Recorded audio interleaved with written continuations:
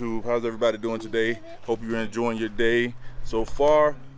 Just want to stop through and show you. So I wanted to introduce you to the newest addition to our family. That's right, we got a couple of new little ones that we want to share with you guys. Are you guys ready? So check this out. Come on, say hey to Billy and Mary. No, what did we say we could call them? B&M. That's it, B&M. Right? Say hello to B&M. B&M, right? These are our new additions to the family. And they are Snow Queen nectarine trees. They were the only two that they had in the whole store. And we bought them both, so we're selfish like that. Yes. Yes, indeed. Right? No, but Keisha wanted, what did we go to Lowe's for in the first place anyway? To get some cabbage. To get cabbage. And we left with these, among other things. So I'm happy. And look, they're already bearing fruit. Check it out. Can you see them? Got some right there. Like right. Pull that out of the way. I mean, this thing is like loaded with fruit. Look at how heavy look at how the branches are hanging. Like this thing is loaded with fruit. So we grabbed those two. And I forgot the other stuff we can grab. But yeah. So today's feed day, which is one of the reasons I'm out here right now. My main reason for being out here right now is a feed day. So I'm gonna take some time out to make sure that everything gets some natural organic fertilizer. Hey, and this wind ain't no punk. But just to make sure everything gets some fertilizer so that everything can grow up nice and strong. You know, like Audrey too. Feed me Seymour. Feed me all night long. So all in all, that's what I'm out here for today. I want to give you guys an update. So if you watched one of my previous videos, I did a video on a do-it-yourself slow drip irrigation system, right? Just using some Home Depot buckets. And I want to give you guys an update on those buckets in terms of how well they perform, in actually watering the garden. So actually, I filled one up. What's today? Today is Sunday. I filled it up, I think, on Friday. I filled it up on Friday evening, Friday afternoon at 3 o'clock, 3 p.m. And I adjusted the flow coming out of the bucket just so that I got it to the drip that I wanted it to be at. That I thought was going to be a nice, steady, sustained drip without giving too much and draining too much at one time. And it actually lasted about 24 hours. So that was good. And it was a nice, steady, consistent drip. And as you can see, and I'm going to show you, the soil is still wet. So if you check it out right here, right, you can see how all this right here is dry, but this right here is still nice and moist right there, right? Yeah. So if you're trying to do something like that, like with irrigation with this bucket, with this style of system, it would really work. It would really work, and it's a good thing that we got the bib, right? Or the spigot, the spout, whatever you want to call it. It's a good thing we got the spout, because the spout obviously is adjustable. So, like I said, the way I did it last year, it wasn't adjustable at all. So whatever I put in there, it would just run until it was empty, and it would empty out in about a few hours, right? Even though I was using a what you call it? How much was it? It was a half gallon per hour dripper. It was still running out in like maybe 6 hours, right? So, and that's partly because it wasn't sealed at the bucket, so it was actually leaking a lot. But nonetheless, about 6 hours is what I was looking at getting out of that system. But this system right here with the spigot is perfect, because I just adjusted the flow, slowed it down, and it all came out at the appropriate speed, and I was able to water everything consistently. And like I said, it lasted over 24 hours. So I can imagine if I slowed it down even more, that I can probably get it to stretch it out to maybe a couple of days. And that helps me not have to come out here every day and water every single day. It just a consistent slow drip to that plant. And I always try to, whenever the bucket is empty when it's time the next watering day, I try to wet the soil real good.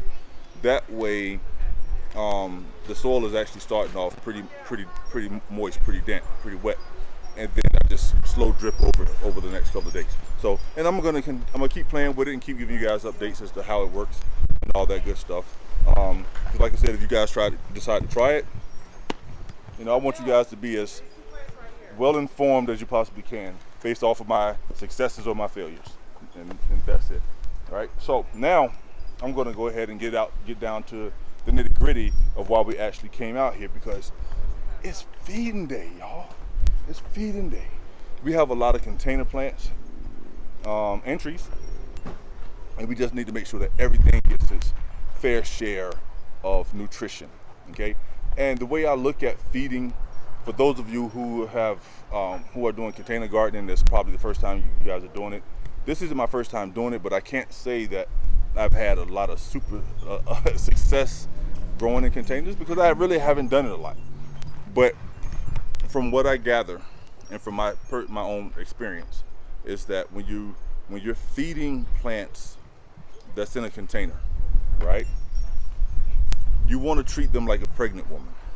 No offense to anyone out there, right? But I'm just saying, you want to treat them like a pregnant woman. You know how they say back in the day, they were like, the woman's eating for two, right? So she's gonna need more food. The reality is actually that woman doesn't need more food.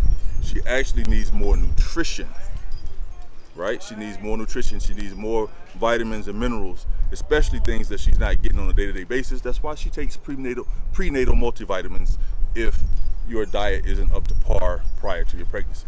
So we have to treat our trees the same exact way.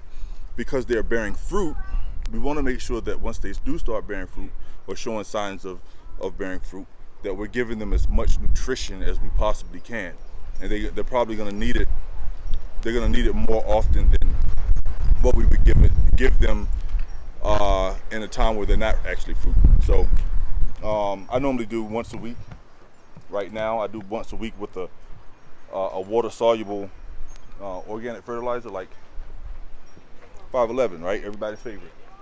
I like to use that about once a week, and just give everything. I'll give everything that once a week, and I use about a gallon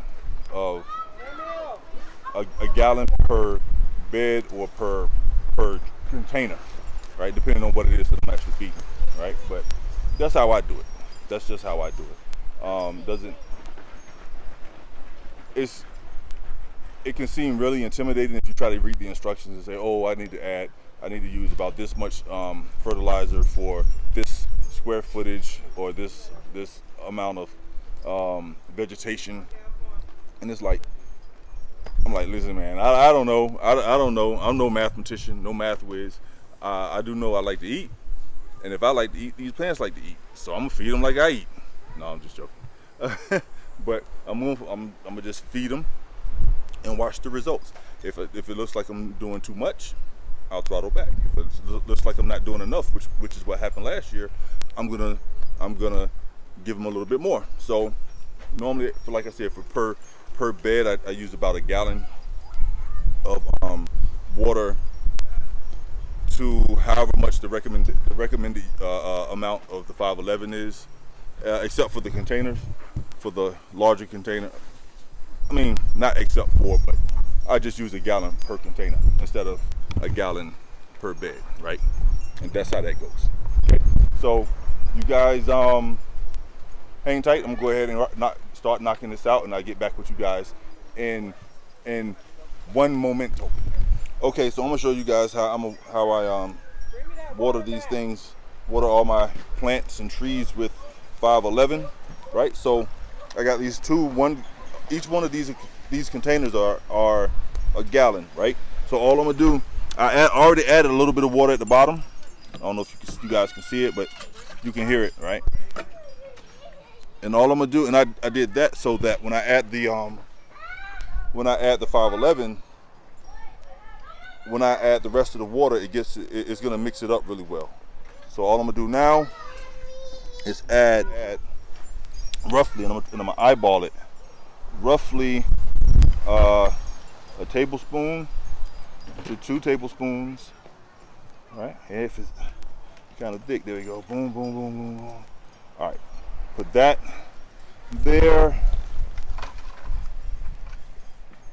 That there. And then I'm going, hey, somebody took my water.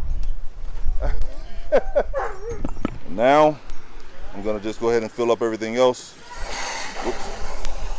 I'm going to go ahead and fill up the 2 bottles, or the 2 watering containers, right? The 511 is getting a good mix.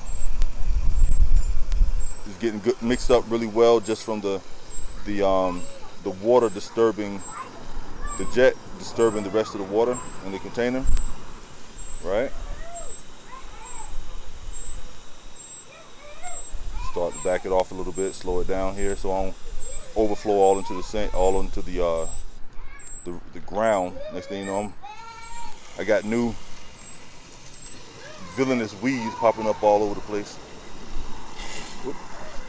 Yeah, I'm making a bit of a mess with this water, but oh well. But yeah, this is it, man. When it comes down to the bigger trees, the trees that's in the bigger pots, I'm going to use a little bit more of the 511. But these 2 containers right here, I'm probably going to use just for the potatoes back there, for the corn, for the oh man, this thing fell over again. That's the only thing about this system, is that if you don't have something in it to weigh it down, the wind is going to constantly blow it over. And we get a lot of high winds up here, so it's going to constantly blow them over. So I got to put some rocks or something inside or on top. And speaking of rocks, so I'm gonna go ahead and throw this thing. I'm gonna put it there for now. Just hold it down. But I'm gonna actually put it on the inside of the bucket so that it don't blow over. But I'm gonna just go ahead and throw this soil probably in the potatoes or in one of the other beds. And yeah, so y'all be cool, and I'm gonna get back with y'all in a second.